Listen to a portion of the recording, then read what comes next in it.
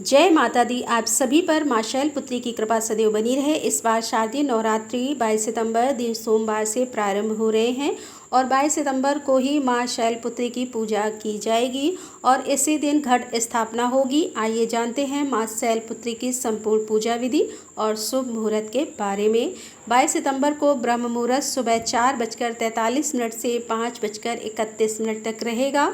सूर्योदय होगा सुबह 6:19 पर और सूर्यास्त होगा शाम 6:19 पर।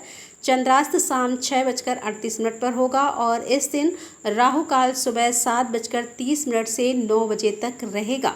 अभिजीत मुहूर्त सुबह 11:55 से 12:43 तक रहेगा और इस बार 22 सितंबर को बहुत ही शुभ योग बन रहे हैं।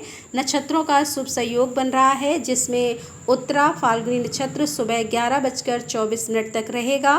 बाद में हस्त नक्षत्र प्रारंभ हो जाएगा। इसके अलावा शुक्ल योग शाम 7:59 तक रहेगा। बाद में ब्रह्म योग प्रारंभ हो जाएगा। इस दिन घट स्थापना का शुभ मुहूर्त रहेगा सुबह 6:09 से 8:06 तक।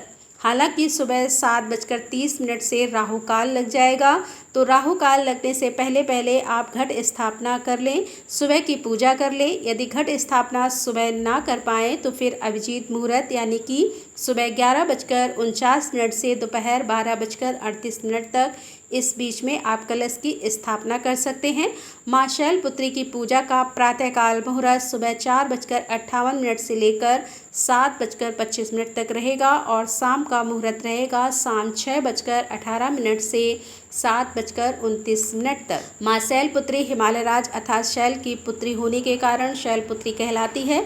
इनका वाहन वृषभ अर्थात बैल है और माँ अपने दाहिने हाथ में त्रिशूल और बाएं हाथ में कमल का पुष्प धारण करती है। इनके मस्तक पर अर्धचंद्र सुशोभित है, इसीलिए माँ शैलपुत्री की पूजा में चंद्र देवता की भी पूजा का विधान है और इस दिन चंद्र देवता के अस्त होने से पहले पहले शाम के समय चंद्र देवता की पूजा करने से सभी शुभ फलों की प्राप्ति होती है। नवरात्र में पहले दिन घट स्थापना के साथ ही माँ शैलपुत्री की पूजा करनी चाहिए। प्रातःकाल स्नान करके शुद्ध वस्त्र धारण करके घर के मंदिर या फिर कलश स्थान की जगह पर बैठकर सबसे पहले संकल्प लिया जाता है। संकल्प लेते समय अपने दाहिने हाथ में थोड़ा सा जल लेकर इस प्रकार कहें। आपको अपना नाम, अपने कुल, अपने गोत्र का नाम लेकर इस प्रकार कहना है कि मैं शुद्ध मन, वाणी और कर्म से माँ शैलपुत्री की पूजा कर उनके आशीर्वाद की कामना करती हूँ या करता हूँ। इसके अलावा आप यदि नवरात्र के पूरे उपवास रखना चाहते हैं तो भी संकल्प लेना चाहिए और यदि उपवास नहीं रख रहे हैं, केवल पूजा 9 दिन तक कर रहे हैं तो उसका भी संकल्प लेना चाहिए। इसके बाद संकल्पित जल को भूमि पर छोड़ दीजिए। अब माता रानी का ध्यान करते हुए आप यदि तस्वीर है तो जल का छींटा देकर स्नान का भाव करें। प्रतिमा है तो प्रतिमा को स्नान कराएं। उसके बाद उन्हें पोंछकर वस्त्र धारण कराएं। उन्हें चंदन का, रोली का, कुमकुम का तिलक लगाएं। माँ का प्रिय रंग सफ़ेद, गुलाबी और नारंगी है। इन्हीं रंगों के वस्त्र धारण करके पूजा आज के दिन करनी चाहिए। पूजा में घी से बने हुए व्यंजन और ख़ास तौर पर घी से बना हुआ भोग जैसे खीर या फिर रबड़ी और मावे के लड्डू आदि अर्पित करना शुभ माना जाता है।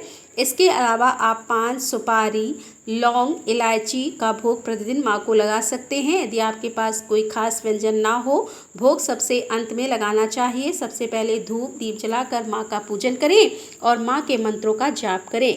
माँ के मंत्र हैं ओम देवी शैलपुत्रै नमः, या देवी सर्वभूतेषु माँ शैलपुत्री रूपेण संस्थिता, नमस्तस्यै नमस्तस्यै नमस्तस्यै नमो नमः।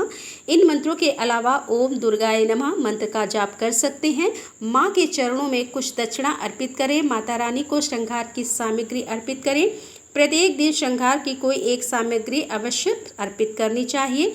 लाल चुनरी माँ को चढ़ाएं। यदि आप श्री दुर्गा सप्तशती का पाठ पूरे 9 दिन तक करना चाहते हैं, पहले दिन अर्गला कीलक श्रोत का पाठ करें।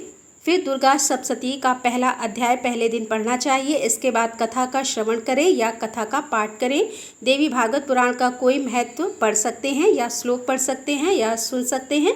फिर सबसे अंत में श्री दुर्गा चालीसा का पाठ करें और कपूर जलाकर माँ की आरती उतारें। आरती उतारने के साथ ही आपको एक छोटी सी अग्यारी, जिसे छोटा हवन कहते हैं, वह भी करना चाहिए, क्योंकि अग्नि देवता के माध्यम से सभी देवी देवता अपना अपना भाग स्वीकार करते हैं। तो गाय के गोबर का एक उपला तोड़कर आप उसके छोटे छोटे टुकड़े कर लें, उसे आग में सुलगाएं। जब धुआं बंद हो जाए तब उसमें घी डालकर उसके ऊपर आपको लौंग का एक जोड़ा पहले कपूर जलाकर उसमें रख दें। जब अग्नि प्रज्वलित हो जाए तब उसमें लौंग का एक जोड़ा जिसमें फूल लगा हुआ हो वह अग्नि देवता को अर्पित करना चाहिए। फिर जो भी भोग आपने माता रानी को अर्पित किया है, जैसे मिठाई का या लौंग सुपारी का, तो आपको बतासा, मिश्री या फिर दूध से बनी मिठाई का थोड़ा सा हिस्सा अग्नि देवता को अर्पित करने के सबसे अंत में अग्यारी के चारों ओर जल का छींटा देना चाहिए। यदि आपने कलश की स्थापना की है तो पूजा का शुभारंभ कलश स्थापना से होना चाहिए। और विघ्नहर्ता भगवान गणेश जी की पूजा के बिना कोई भी पूजा या कोई भी व्रत प्रारंभ नहीं होता। तो गणेश भगवान का पूजन आप सबसे प्रारंभ में अवश्य करें, सभी 9 दुर्गाओं का ध्यान करके। और यदि आपने 9 ग्रह यंत्र रखा हुआ है, 9 ग्रह यंत्र का पूजन करें, 9 ग्रह मंत्र का जाप कर सकते हैं या श्रोत का पाठ पढ़ सकते हैं। कलश की स्थापना के बगैर भी आप माँ शैलपुत्री की पूजा कर सकते हैं। उपवास रखने में समर्थ ना हो तो भी आप माता रानी की पूजा 9 दिनों तक पूरे श्रद्धा भाव से कर सकते हैं। इस प्रकार पूजा करने के बाद आप व्रत रखें। शाम के समय एक बार फिर से साफ स्वच्छ वस्त्र धारण करके पूजा करें, माँ को भोग लगाएं। भोग शाम के समय आप फलाहार का लगा सकते हैं, जिसमें आप आलू, लौकी या कुट्टू से बने हुए सात्विक व्यंजन का भोग लगा सकते हैं। इसके अलावा पान सुपारी, इलायची का भोग लगाने से भी अगर भोग में कोई कमी रह जाती है तो वह पूर्ण हो जाती है। नवरात्र के पूरे 9 दिनों में हो सके तो एक छोटी कन्या को फलाहार पहले दें, उसके बाद प्रसाद रूप में आप स्वयं ग्रहण करें। और इसके अलावा गाय का एक हिस्सा भी आपको फलाहार में से निकालकर गौ माता को खिलाना चाहिए।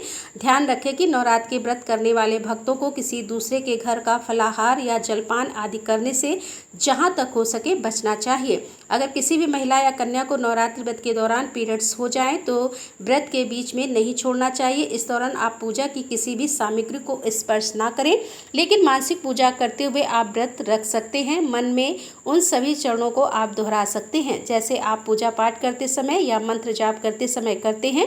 पीरियड्स के दौरान भी आप मानसिक मंत्र जाप कर सकते हैं। तो ये थी आज की वीडियो। उम्मीद है आपको पसंद आई होगी। जय माता दी।